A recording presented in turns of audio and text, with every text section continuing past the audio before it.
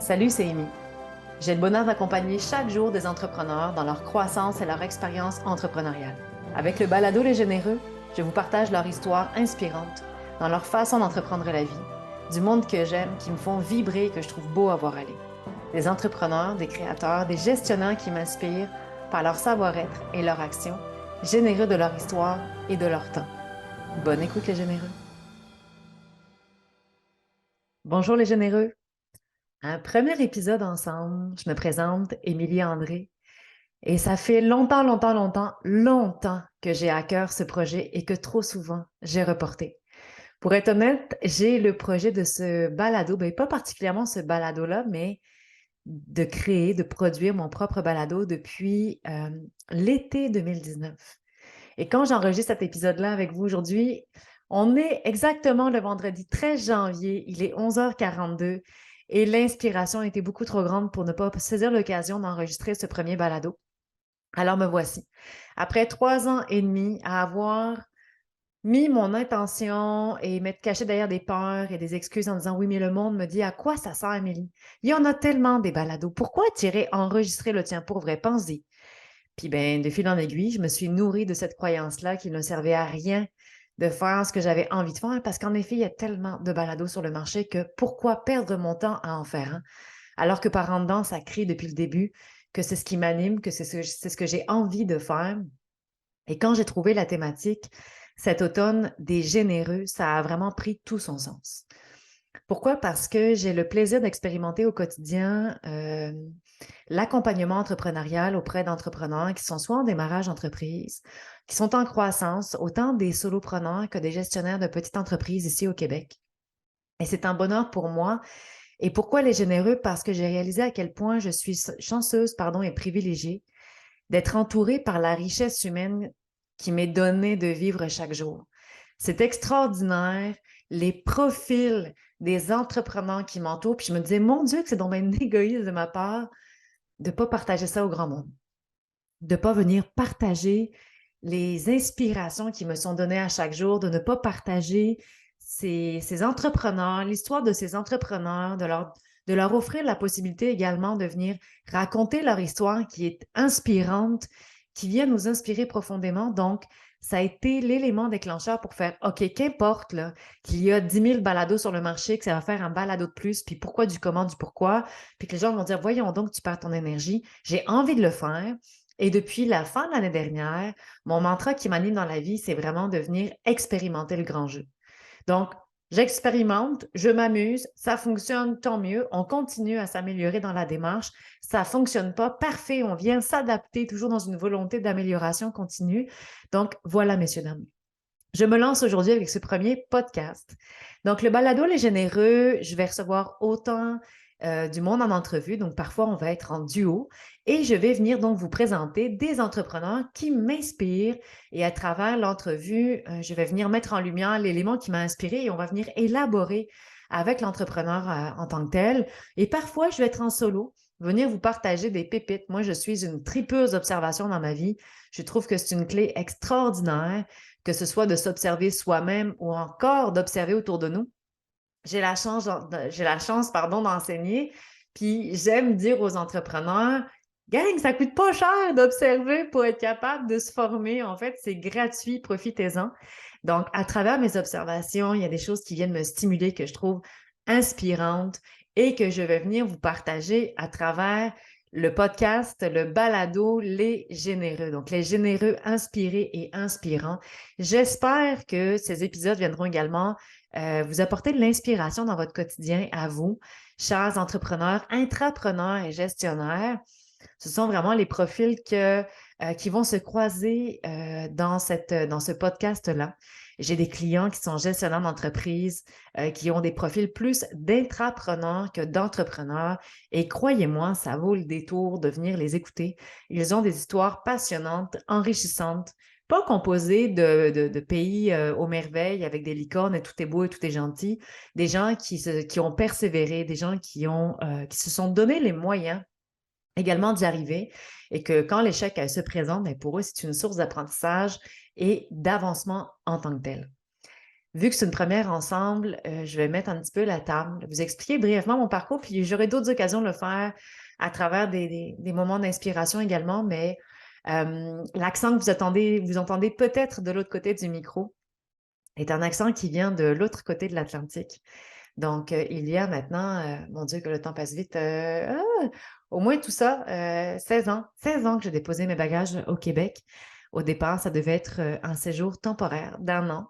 Et en fait, 6 mois après mon arrivée, les pleurs du début d'être loin de ma famille sont devenus des pleurs de je ne veux plus rentrer. Pas parce que j'aime pas mon monde, mais parce que j'avais trouvé ici une terre d'accueil et une terre d'adoption qui me faisait le plus grand bien, c'est là où j'étais bien.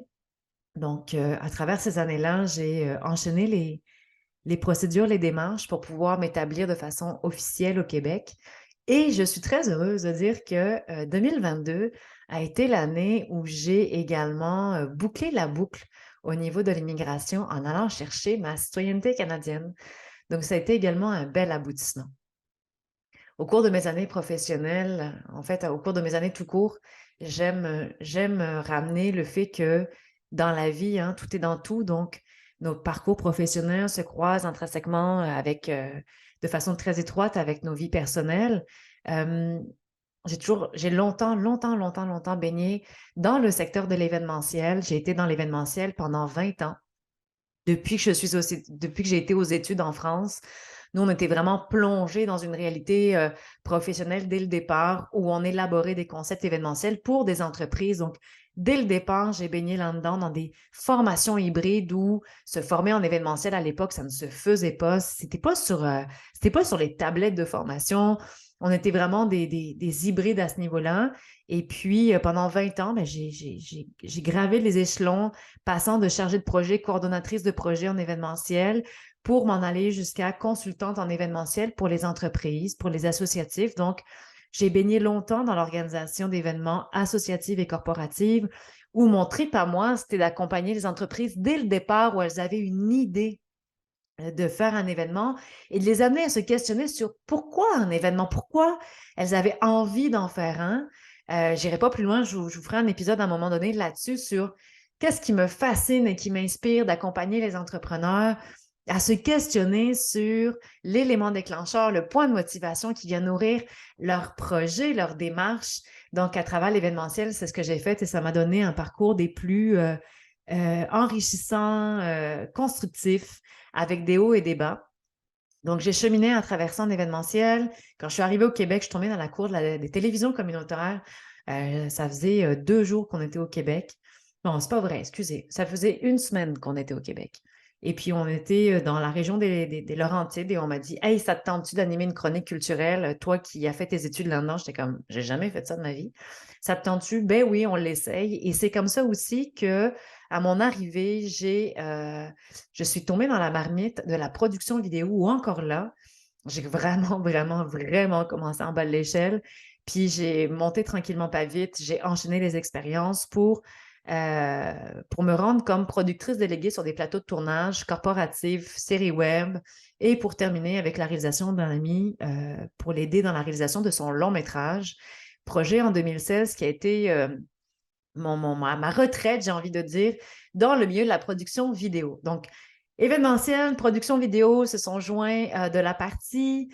Et également, en 2016, la vie m'a fait un très beau cadeau. J'ai eu une opportunité qui m'a été donnée d'aller enseigner aux adultes en événementiel, un programme qui avait également le volet lancement d'une entreprise. J'ai sauté dedans les 2 pieds joints. J'avais jamais fait ça de ma vie. J'avais déjà animé des ateliers que j'aime beaucoup. J'avais donné des conférences avant. J'avais déjà donné des formations, mais de là à aller dans l'enseignement en tant que tel, c'était vraiment une première pour moi. Mais mon bagage d'expérience me permettait de me retourner rapidement pour trouver aussi une capacité à travers cette nouvelle expérience-là. Et j'ai vraiment tripé à enseigner, à accompagner le monde. Et c'est là où le terme accompagnement a pris une toute autre signification. Vraiment. Je me suis découvert une réelle passion, j'ai eu la piqûre pour ça et j'ai commencé comme ça. Donc, j'ai enseigné pendant pas loin de 3 ans d'événementiel aux adultes où j'ai accompagné des futurs entrepreneurs, des futurs entrepreneurs qui avaient 3 mois pour réaliser en équipe ce que je qualifie de plus difficile en événementiel, c'est-à-dire un événement philanthropique. On se voyait à chaque semaine. Les liens qu'on a développés étaient assez extraordinaires. Et après, la vie m'a amené une autre très belle occasion suite à une conférence que j'ai donnée à l'automne 2019 d'intégrer l'équipe en lancement d'une entreprise. Moi, je suis actuellement dans l'équipe de Sainte-Thérèse euh, au Québec. Et ça fait plus de 3 ans maintenant que j'enseigne et je coach également auprès d'entrepreneurs.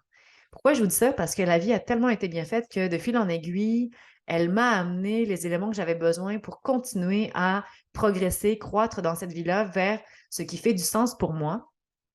Puis en cours de carrière, à un moment donné, j'ai réalisé, juste avant la pandémie, peu de temps avant la pandémie, que oui, j'aimais ça faire de l'événementiel, mais il y avait une perte de sens qui s'installait pour moi. J'aimais ce que je faisais, j'aimais faire de l'événementiel, mais j'aimais plus comment je faisais de l'événementiel. Oui, je le fais, mais pourquoi je le sais plus? Puis est venue toute une réflexion qui venait avec ça, est venue s'installer une lourdeur sur mes épaules de toute cette notion-là d'imprévu en événementiel qui est très présente, dans laquelle j'étais très à l'aise pendant des années et qui ne cadrait plus avec le mode de vie que je recherchais également. Un mode de vie plus en légèreté, un mode de vie où j'avais besoin de me détacher plus facilement des mandats de mes clients pour ne pas les embarquer constamment avec moi parce que j'étais tout le temps en train de penser en mode solution, en mode changement, en mode adaptation, ce qui est très, très, très enrichissant comme approche et comme démarche. Mais à un moment donné, j'avais besoin d'autre chose. Donc, c'est enclenché une réflexion à savoir, hey, si je faisais un pivot de carrière, j'aime accompagner le monde, j'aime l'entrepreneuriat, je suis moi-même à mon compte depuis près de 12 ans maintenant.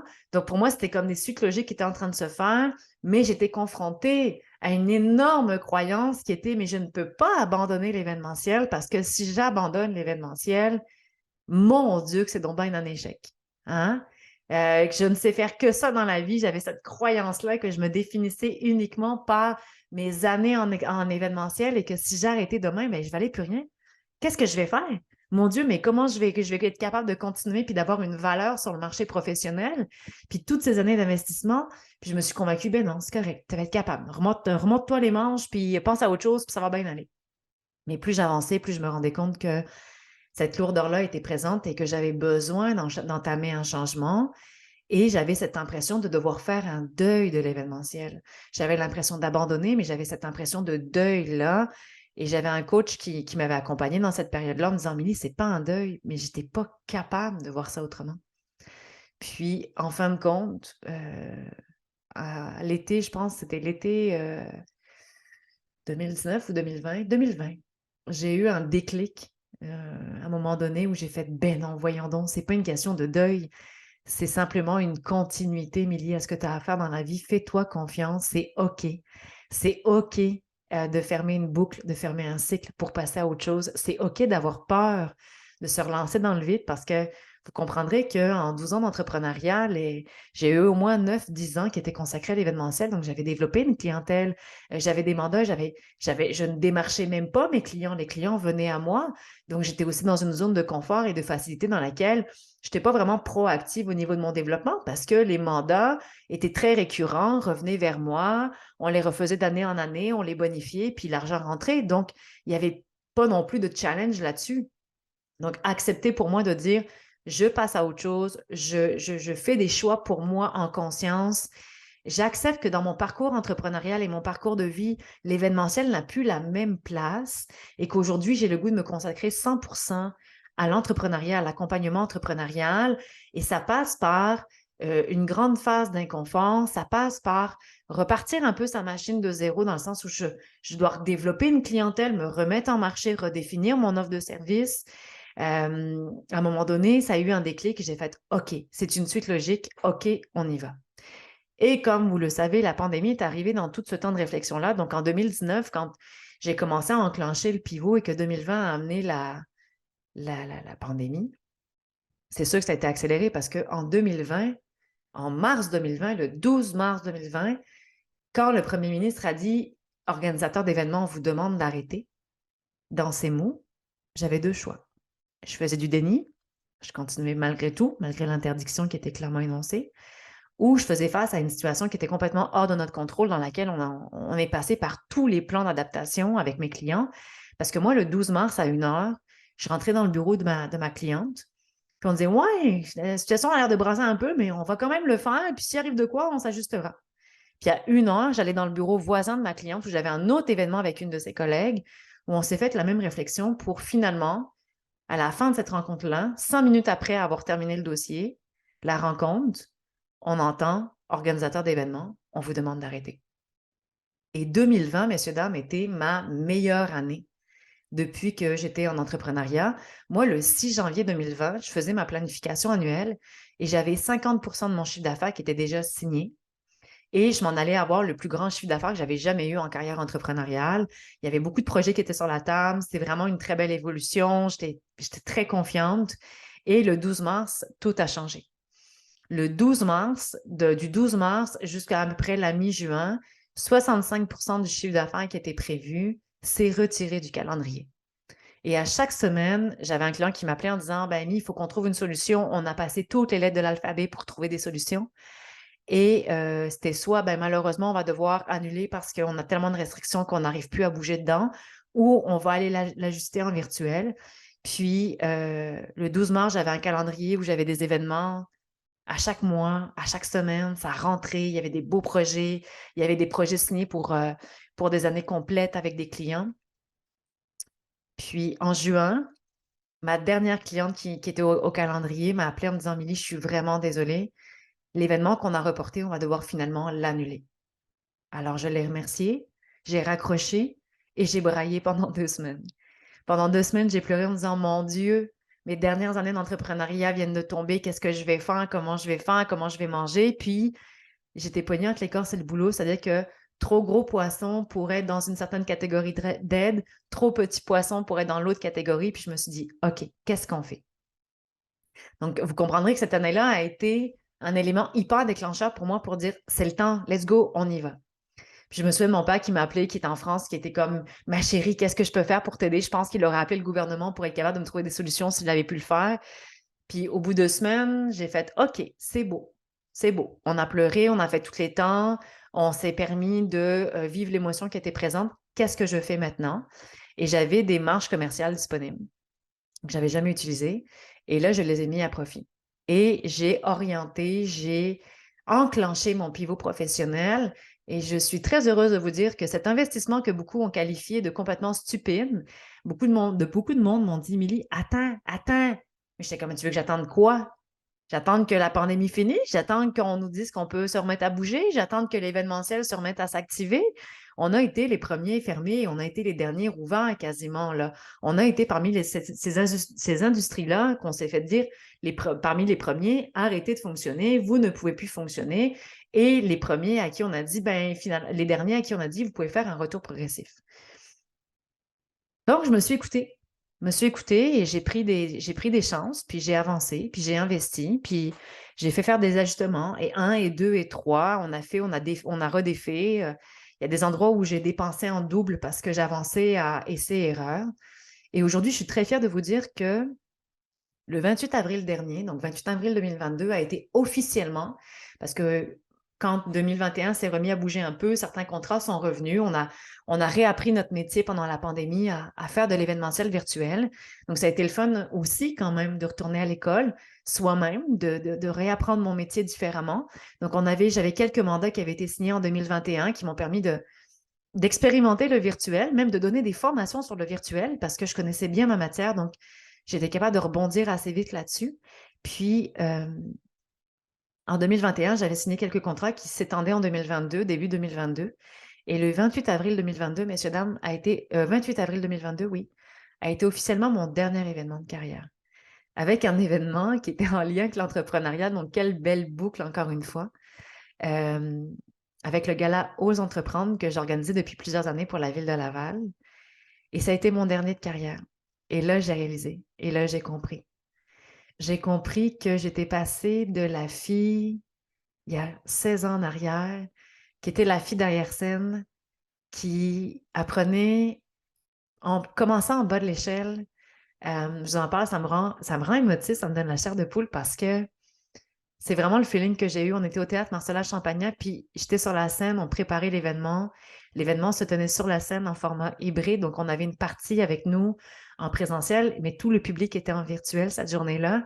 Puis je me suis tenue sur la scène du théâtre Marcella Champagnat que j'aime beaucoup, où j'ai tenu d'autres événements avant, et j'ai réalisé qu'en 16 ans, j'ai été celle qui, comme quand on est en restauration, commence par la plonge, s'en va ensuite en service, pour après ça tomber en gestion, pour peut-être monter éventuellement en direction, puis que c'était l'histoire de mon parcours. J'ai commencé tellement en bas de l'échelle que je les ai gravis un à un. Des fois, j'ai refait un pas en arrière pour mieux réavancer. Et je me suis dit, OK, tout ce que je viens de faire au cours de ces 20 dernières années prennent tout leur sens aujourd'hui. Je suis rendue là et ça fait beaucoup de sens pour moi. Donc aujourd'hui, je suis très heureuse non seulement d'enregistrer ce premier épisode avec vous, les généreux. Je suis très heureuse de ça. Je suis très heureuse d'avoir ces occasions de vous partager des expériences de vie, des expériences enrichissantes, de vous partager des échanges avec du monde enrichissant que j'aime beaucoup, pour lesquels je me considère très privilégiée de côtoyer au quotidien. Et je suis très heureuse aujourd'hui de faire ce que j'aime, ce qui m'anime et de me laisser la possibilité d'évoluer à travers ça sans chercher à le définir comme une ligne d'arrivée en tant que telle. Donc voilà, belle gang, c'est ça que j'avais le goût de vous partager pour ce premier épisode des généreux. Donc, dans les prochains épisodes, je vais recevoir tour à tour des entrepreneurs, des femmes hyper inspirantes avec qui j'adore collaborer, des clientes à moi, des entrepreneurs que j'ai eu le plaisir d'accompagner dans différents contextes. Et vous allez voir, elles en ont toutes des belles histoires à vous raconter. Donc, je vous donne rendez-vous au prochain épisode. Et n'hésitez pas, si jamais vous avez le goût également de m'écrire pour me partager des histoires inspirantes, que vous avez le goût de partager à votre tour à la communauté, n'hésitez pas à m'écrire. Je vous laisse mon courriel ici, info@agenceemi.com. N'hésitez pas, belle gang, plus on est d'inspirants, plus on inspire autour de nous. Donc, sur ce, je vous laisse et je vous dis au prochain épisode. Salut la gang! Merci à vous, chers généreux, pour votre écoute. En espérant que cet épisode vous a apporté des pistes de réflexion et des outils pour vous accompagner dans votre parcours entrepreneurial. Et si cela vous a inspiré, n'hésitez pas à partager l'épisode en grand nombre pour inspirer encore plus de monde autour de vous. À bientôt!